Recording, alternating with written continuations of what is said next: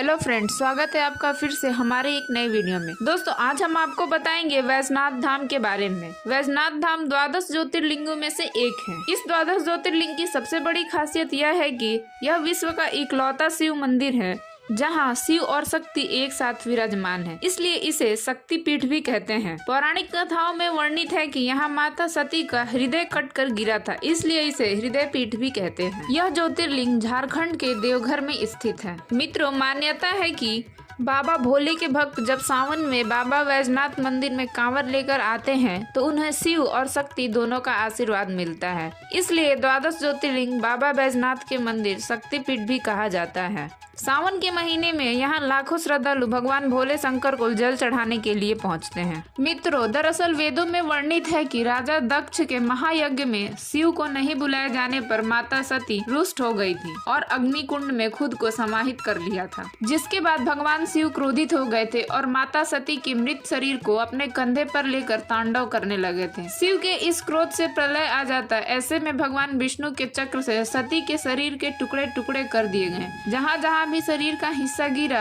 वह शक्तिपीठ कहलाया। देवघर वैजनाथ धाम में माता का हृदय कटकर गिरा था, इसलिए इसे शक्तिपीठ भी कहते हैं। मित्रों, बाबा वैजनाथ मंदिर विश्व का एकमात्र शिवालय है जहां पर शिव और शक्ति एक साथ विराजमान है। यही कारण है कि इसे शक्तिपीठ और हृदय पीठ भी कहते हैं। ऐसा माना जाता है कि इस नगरी में आने से शिव और शक्ति दोनों का आशीर्वाद मिलता है। पुरोहित बताते हैं कि यहाँ पहले शक्ति स्थापित हुई, उसके बाद शिवलिंग की स्थापना हुई। भगवान भोले का शिवलिंग सती के ऊपर स्थित है, इसलिए शिव और शक्ति के मिलन स्थल के रूप में भी जाना जाता है। मित्रों, वैजनाथ ज्योतिर्लिंग मंदिर की कुछ खास बातें हैं। बाबा वैजनाथ के मुख्य मंदिर के साथ साथ 21 अन्य मंदिर भी हैं। यहाँ आपको पार्वती, गणेश, ब्रह्मा, काल भैरव, हनुमान, सरस्वती जी, सूर्य, राम, लक्ष्मण, जानकी, गंगा, काली, अन्नपूर्णा और लक्ष्मी नारायण के कुछ मंदिर मिलेंगे। माँ पार्वती मंदिर को लाल रंग के पवित्र धागों से शिव मंदिर से बांधा गया है। मुख्य मंदिर वैजनाथ ज्योतिर्लिंग में एक पिरामिड नुमा मीनार है जिसमें 3 सोने के बर्तन सुगठित रूप से रखे गए हैं। ये गिद्धौर के महाराजा राजा पूरन सिंह द्वारा उपहार में दिए गए थे। एक त्रिशूल आकार पंचशूला में 5 चाकू और साथ ही चंद्रकांता मणि नामक 8 पंखुड़ियों वाला कमल का रत्न भी है। भगवान के सामने एक विशाल नंदी भगवान शिव का पर्वत है। मित्रों, वैजनाथ धाम पर हर साल श्रावण महीने यानी जुलाई अगस्त के महीने में एक मेला लगता है जिसमें हजारों तीर्थयात्री बाबा भोलेनाथ के दर्शन करने आते हैं। ये सभी तीर्थयात्री पवित्र गंगा के जल से कई किलोमीटर लंबी लंबी पैदल यात्रा करते हैं। इसके बाद वे अपनी कांवर में गंगा जल रखते हैं और वैजनाथ धाम और बासुकनाथ की ओर बढ़ते हैं। पवित्र जल लेते समय इस बात का ध्यान रखा जाता है कि जिस पात्र में जल हो वह भूमि पर कहीं स्पर्श न करे। मंदिर के पास एक विशाल तालाब भी है।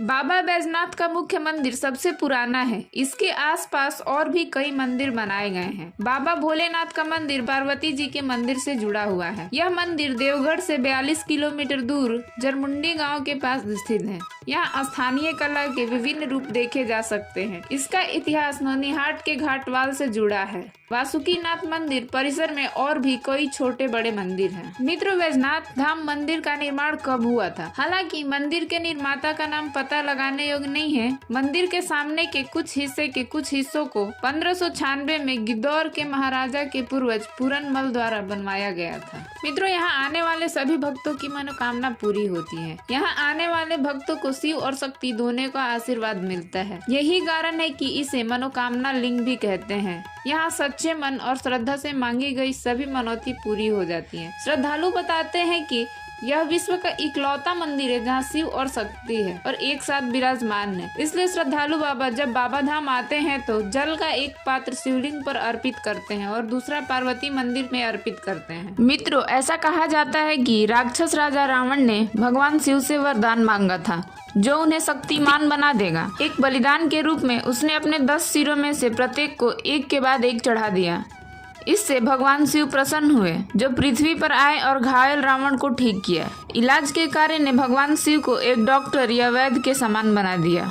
भगवान शिव ने कहा कि शिवलिंग यानी वैजनाथ ज्योतिर्लिंग उनकी उपस्थिति के समान ही अच्छा होगा। उन्होंने शर्त रखी कि लिंग को ले जाते समय रावण उसे कहीं भी नीचे नहीं रखना चाहिए। यदि उसने ऐसा किया तो जिस स्थान पर उसने इसे रखा वह लिंग का स्थान होगा। वरुण ने रावण के पेट में प्रवेश किया, जिससे राक्षस राजा खुद को राहत देना चाहता था। वह जमीन पर उतरे और लिंग को एक ब्राह्मण यानी भगवान विष्णु के भेष में उनको सौंप दिया और उसे धारण करने के लिए कहा। जैसे ही रावण अपने आप को छुड़ाने के लिए गया, भगवान विष्णु ने लिंग को जमीन पर रख दिया और गायब हो गया। जब रावण वापस आया तो उसने महसूस किया कि उसके साथ छल किया गया है। लिंग जमीन पर टिका हुआ था। उसने अपनी पूरी ताकत से इसे विस्थापित करने की कोशिश की, हालांकि वह नहीं कर सका। यह मंदिर शक्तिपीठ के रूप में भी दोगुना है। जब भगवान शिव की पहली पत्नी सती ने अपने पिता दक्ष के यज्ञ यानी बलिदान या भेंट के बाद खुद को विसर्जित कर दिया तो दुख से पीड़ित भगवान अपने शरीर के साथ दुनिया में घूमते रहे। भगवान विष्णु ने इसे 52 भागों में काटा।